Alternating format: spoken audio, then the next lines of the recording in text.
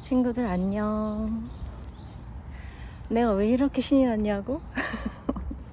GD가 곧 컴백한다는 소식 때문에 방금 전에 막내가 GD 영상을 보내면서 GD가 공연하다가 수많은 관중 앞에서 공연하다가 집에 와서 완전히 축 처져서 남은 제육볶음 이렇게 먹고 그러면서 이제 외로움 이런 거에서 얘기한 영상이 있는데 나한테 그거 보내면서 GD 엄마 만나야 되겠는데?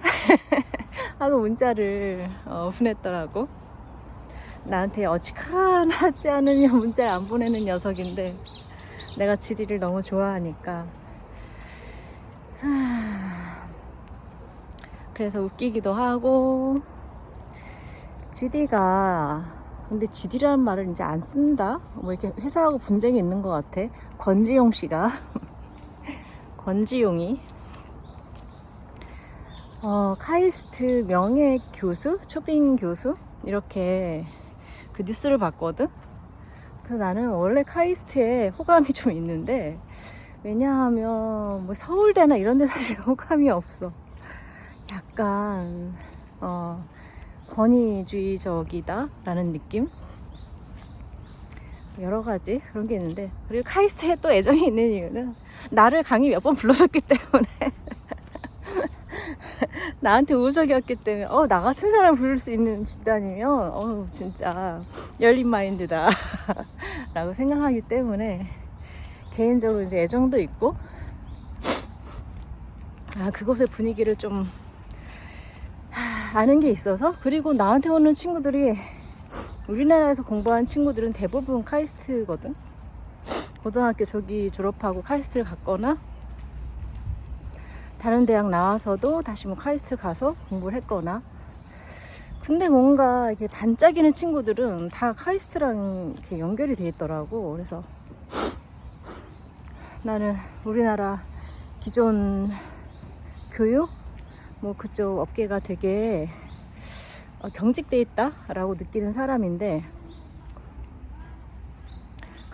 카이스트는 좀 뭐 다르구나. 사람 어느 조직을 들어가던 되게 반짝반짝 빛나는 사람들을 일률적으로 세공해버린다는 느낌이 난 들거든. 대학은 그 사람이 좀 더 자기다움과 어떤 것들을 창의적으로 개발할 수 있게 만들어줘야 하는데 그거를 좀 싹을 잘라버리는 거 아니야? 약간 이런 느낌을 많이 받아서 좀 안타까움이 있는데, 그거는 이제 우리나라 그 엔터 산업에도 똑같은 시선을 가지고 있거든. 너무나 아름다운 보석들을, 그 보석 약간 거기 누구지? 유희열이 하는 안테나인가? 그쪽 말고는 거기는 그 사람 그 보석을 키우는 거, 그 일상이 그 보석 그 사람이 가진 보석이 일상에서 좀 피어나게 하는 거, 그렇게 살 수 있는 거, 이런 삶하고 같이 간다는 느낌이 좀 있는데 그 외에 엔터 회사들은 그야말로 약간 공장처럼 찍어내서 그것을 폄하하는 것이 아니라 일단 대중에게 어필되는 것을, 대중이 원하는 것을 줘야 되는 건 맞지만 너무 거기 경쟁이 붙다 보니 그 안에 있는 사람들은 정말 우리가 서울대 가려면 얼마나 공부 열심히 해야 돼. 나 같은 사람은 사실은 그렇게 열심히 공부를 하는 걸 이제 상상도 안 간단 말이야. 그런데 우리나라 엔터에서 뭔가 이렇게 아이돌이나 어떤 것이 된다는 건 그거보다 더 힘들다고 생각하거든. 그리고 되고 나서도 그들에게 그들답게 살 수 있는 권리, 환경 이게 만들어지냐? 그렇지 않다고 생각을 한단 말이지.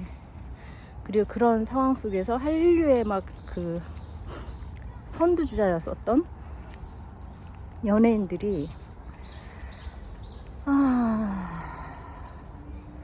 그 많은 스포트라이트에 익숙해서 그게 한 10여 년 익숙하면 그게 이제 삶이 된단 말이야.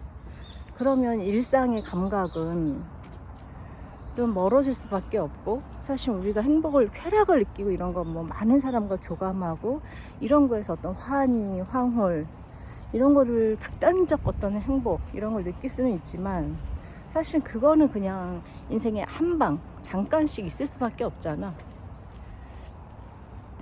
그래서 사람이 건강하려면 일상에서 내가 꾸준히 행복을 느낄 수 있는 상태여야지, 그리고 그런 것들을 가능하게 해주는 사람들이 주변에 있어야지, 그런 자연이 주변에 있어야지 건강할 수 있다, 행복할 수 있다고 생각을 하거든.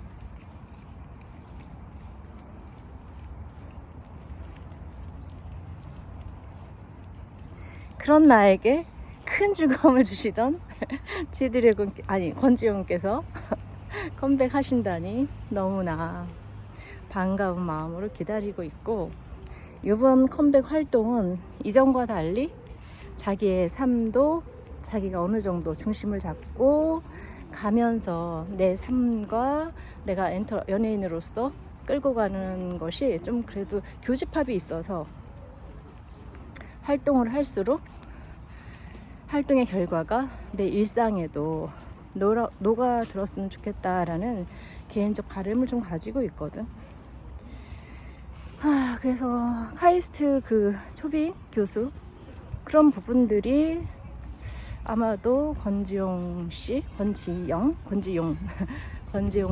어떤 현실성, 그러니까 지나가는 신기루가 아니라 자기 일상이 되는 어떤 그런 부분을 담당해 주지 않을까, 약간 그런 기대도 하게 되더라고. 카이스트도 역시 멋있다. 카이스트는 좀 다르다. 그런 생각도 하게 되더라고.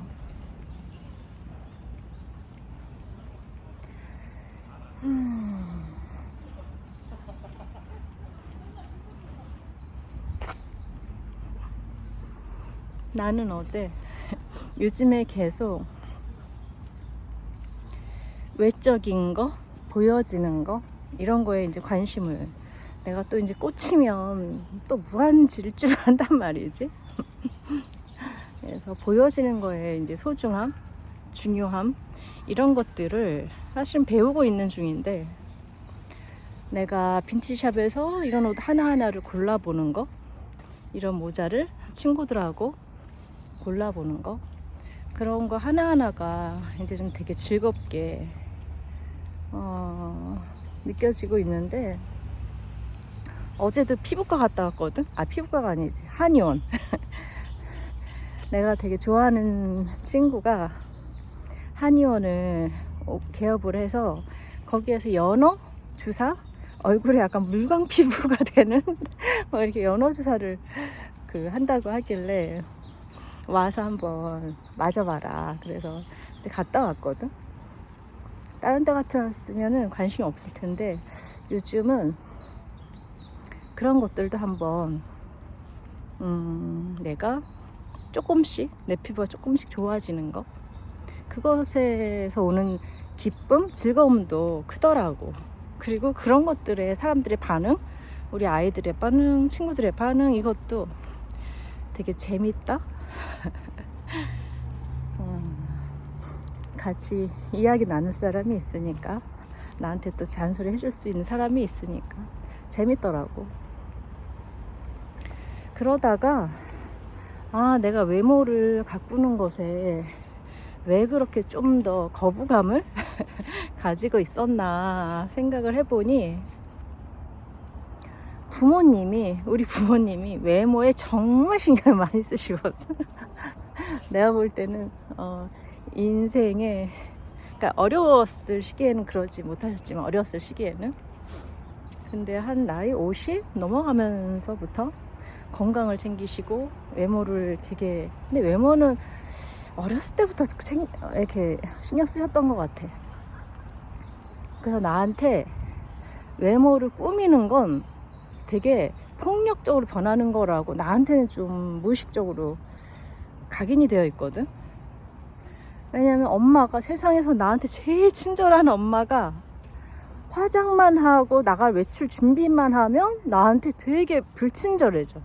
왜냐하면 옷이 구겨질까봐, 얼굴에 화장이 뭔가 이렇게 묻어날까봐 이걸 신경 쓰느라고 나를 이렇게 밀치는 그런 경험을 이제 지속적으로 어렸을 때 하다 보니, 아, 뭔가 예쁘게 꾸미는 것의 대가는 사람들한테 되게 불친절해지는구나, 이런 것들이 나한테 깊이 각인돼 있더라고. 아버지 같은 경우는 더하지. 군인이었기 때문에 머리털 하나 이렇게 딱 정돈돼 있는 사람인데, 슬쩍이라도 이걸 내가 스치거나 옷에 막 딱 그 각 잡혀 있게 입고 계신데, 내가 약간 옆에서 막 치대가지고 그 선이 흐트러지거나 그러면 이제 막 무서운 얼굴로, 그리고 무서운 얼굴뿐만 아니라 호령이 막. 그랬기 때문에 나는 내가 부모가 되면서는 그런 결심을 좀 했던 것 같아. 젊어서 20대에는 꾸미고 이런 것도 좋아했었는데, 내 몸 하나니까. 내 아이들 키우면서는, 아, 내가 외모를 꾸미면 아이들한테 불친절하게 될 거라고 이제 생각을 하고, 그리고 사실 그렇기도 하고,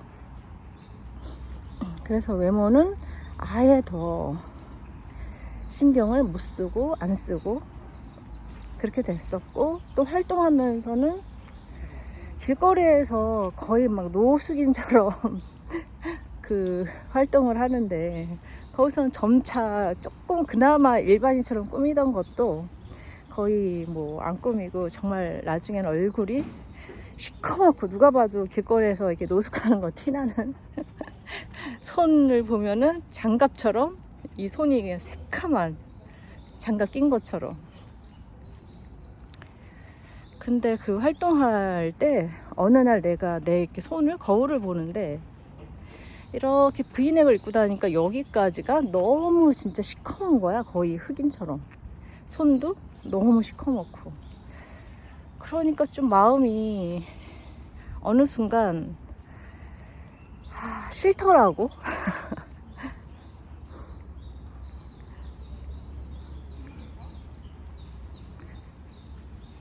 그리고 활동하는 사람들의 특징이 약간 여성, 남성 이런 거, 여성성 이런 걸 드러내는 거, 이런 거에 대해서 되게 경계를 하기 때문에, 사실 내가 여성인데 여성성을 너무 계속 삭제하려고 하는 그것이 좀 끝까지 갔던 것 같거든.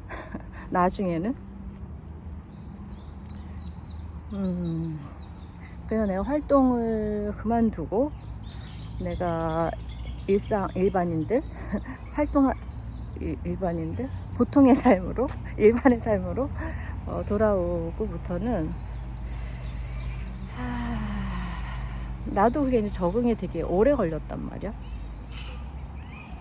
나의 여성성을 다시 인정하고 받아들이고, 어느 정도 내가 그 여성성을 가지고 또 사회와 소통할 것이냐, 이런 거 하나하나가 사실은 보이지 않게 엄청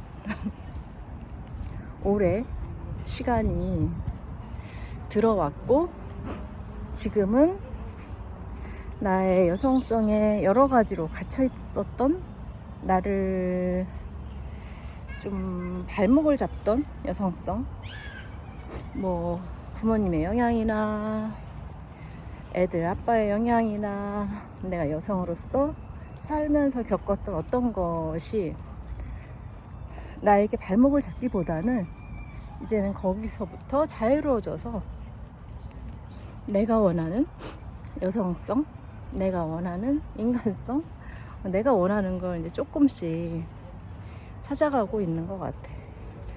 그래서 내가 중심이 되니까 나를 꾸미는 게 재밌어지더라고. 누굴 위해서가 아니라, 사회의 어떤 조직에게 보여지게 하기 위해서가 아니라, 누구한테 예쁜 딸이 되기 위해서가 아니라, 내가 행복하기 위해서, 내가 즐거운, 내 우선순위, 내가 좋아하는 거, 이런 걸 찾기 시작하니까 재밌고 즐거워지더라고. 그래서 한번 그런 부분도 쭉 계속 한번 관심을 갖고 가볼 생각이야. 그러다 보니 외모를 중요시하는 사람들, 그런 것들도 좀 더 이해를 하게 되고, 20대 우리 딸들은 밖에 나갈 때 정말 의관을 정제? 의관을 뭐 한다고 하지? 그렇게 하고 나가시는데 사실은 조금 저렇게까지 뭐 해야 되나? 했었는데 요즘은 저렇게까지 할만하네 라는 생각이 좀 들기도 하더라고. 어떻게 하고 있냐에 따라서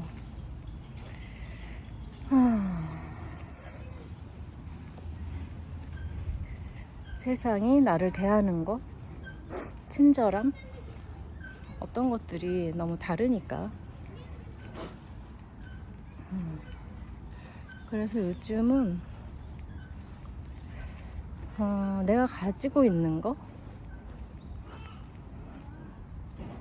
내가 이 정도의 외모 가지고 있는 것도 사실 감사하고, 아직까지 내가 사지를 쓸 수 있는 상태인 것도 감사하고, 점점 나이 들어가는 것을 느끼지만 내 인생 중에 오늘이 가장 젊을 거잖아? 내 인생 중에 오늘이 가장 아름다울 거잖아? 그래서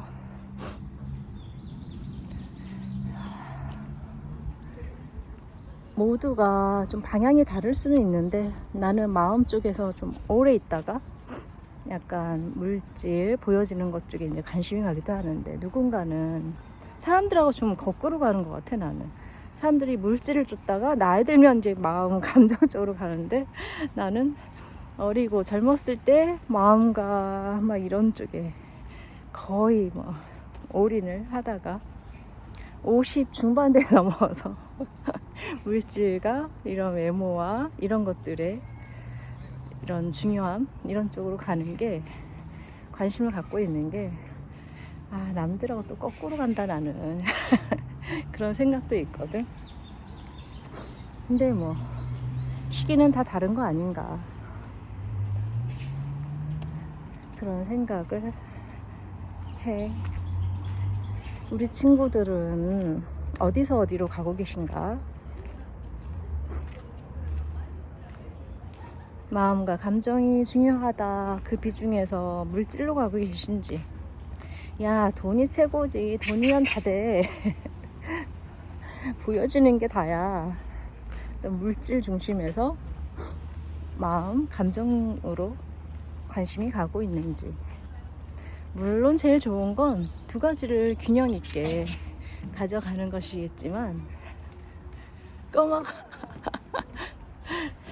꼬마가 나한테 인사를 해줬는데 손잡고 가자니까 막 따라오다가 갑자기 울어버렸어.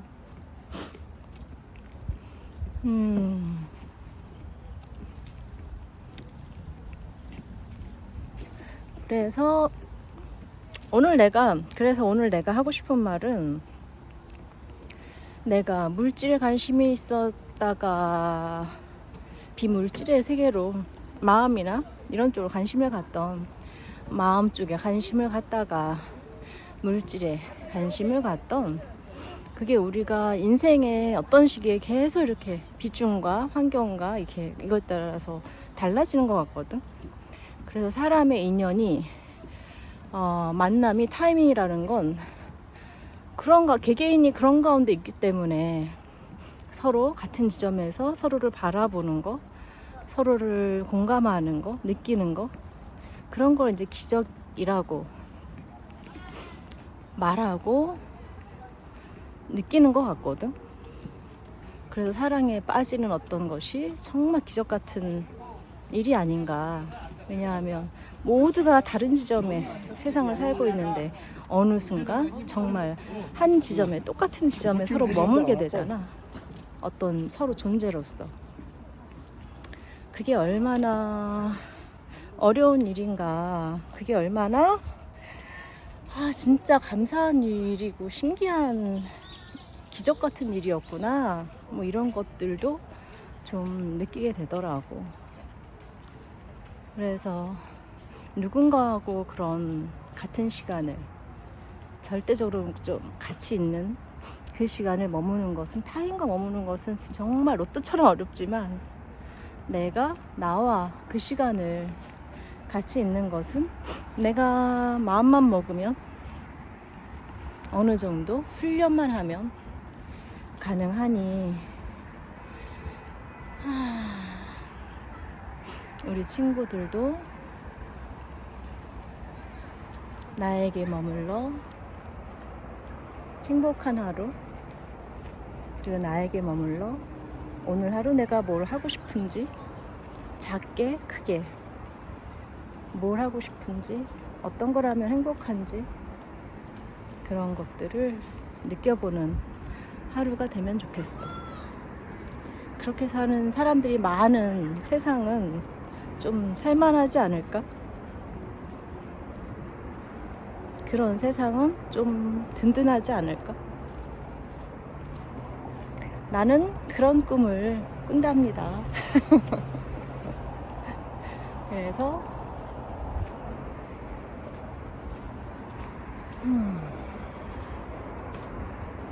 타인에게 친절하기 위해서 나는 지금 나에게 친절한 시간을 주고 있고, 내가 나에게 친절한 시간을 주는 것이 곧 타인을 위한 일이라고 생각하고, 그것이 사회를 위한 일이라고 생각하거든. 그래서 말장난이 아니라 내가 행복해야지, 내가 자유로워야지, 내가 평화로워야지, 세상이 자유롭고 평화롭고 세상을 구하게 되는 거다 라고 생각해. 우리 친구들도 그런 날과 마주치는 하루가 되길 바래. See you.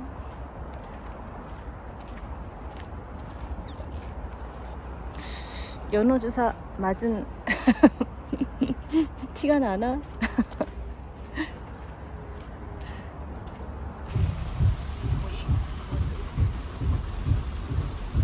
이 돈 주고 하여튼 뭐 몇 개 있어요. 하여튼 뭐 네. 부모가 하지 말아야 말아야 하는 될 거. 거. 야, 이 말아야 돈이면 집에서 뭐 네, 어쩌고저쩌고 네, 이런 네, 거. 에이, 그런 건 안 하지. 그런 건 안 하는데, 나 같은 경우는 비 진짜 많이 온다. 나 같은 경우는 4시간이 꼭 필요하거든, 여행 가면. 그러니까 4시간이 나 혼자 있는 게 아니라 하더라도 좀 조용히 좀 느낄 수 있는 시간, 주변을. 자연을 느끼던, 사람들 구경하던, 이런 걸 좋아하는데, 이런 거 하시는구나. 올리는 거. 여기 올려주시는 거. 화장실 번호가 어떻게 되나? 1233이요.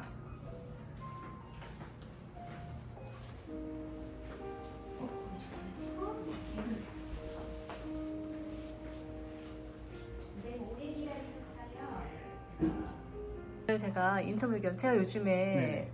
아시겠지만 맨날 마음이나 뭐 이런 거 보이지 않는 것만 중요하게 생각하다가 요즘에 이렇게 보여지는 것도 되게 중요하다라는 담고 있는 그릇 이것도 되게 중요하다 그리고 감사하구나. 네. 그래서 외모도 정말 내가 할 수 있는 한 되게 좀 신경을 써야 되겠구나 이런 생각을 많이 하거든요. 네네. 그래서 피부과를 다니기는 해요 요즘에 네. 다른데. 네네. 그리고 나겸이 또 여기 한의원에서 피부를 뭐 시술을 한다고 하길래 네네. 사실 되게 궁금하기도 하고 네. 본인 얼굴 한번 보고 싶기도 하고. 자, 한의원에서 네. 무슨 피부 시술을 하나요? 전 처음 듣네요. 한의원에서 음. 그 연어 성분 주사. 나 같이 온 친구가 있어요. 네네. 빨리 들어와. 네, 안녕하세요. 네. 내가 그냥 간다고 같이 가자 그래서 안녕하세요. 궁금한 거 있으면 또 물어봐라 그랬어. 한의원에서 이제 그 한약 성분이라든지 생약 성분을 이제 주사할 수 있게 약침 주사로 만들어서 주사를 하고 있는데 기본적으로 이제 연어주사 성분 같이 PDRN이라고 재생 성분들이 있거든요. 그 성분을 이제 한약적으로 다르게 이렇게 정제해가지고 논다고 보시면 될 것 같아요. 그래서 보통 같은 경우 피부 혈색이나 아니면은 연어 종소에서 뽑은 거기 때문에 재생 효과가 좋아가지고 보통 그거 맞고 이제 꼭 물광주사처럼 피부도 좀 좋아지고 맑아지고 혈색 좋아지고 이쪽으로 좀 많이 한다고 보시면 그러면 나같이 워낙 밖에 싸돌아다녀서 이렇게 칙칙한 피부에 진짜 효과가 있을까요? 전 그래서 오히려 칙칙한 피부에 좋으니까 사실 이게 저희가 그 여성분들이 많이 맞을 줄 알았는데 얼굴이 좀 많이 어둡고 칙칙한 남성분들이 좀 편하게 얘기하세요. 네. 칙칙하고 상태 안 좋은 사람들이 많이 한다? 남성분들이 그렇게 낫더라고요. 아 진짜? 네네네. 그래서 처음에는 이제 한 번만 맞고 남성분들은 무슨 이걸 맞냐라고 했는데 대부분 맞고 나서 얼굴이 좀 밝아지니까 톤이 밝아지니까 칙칙한 게 없어지니까 좀 진짜? 네네. 그런 걸로 된다고?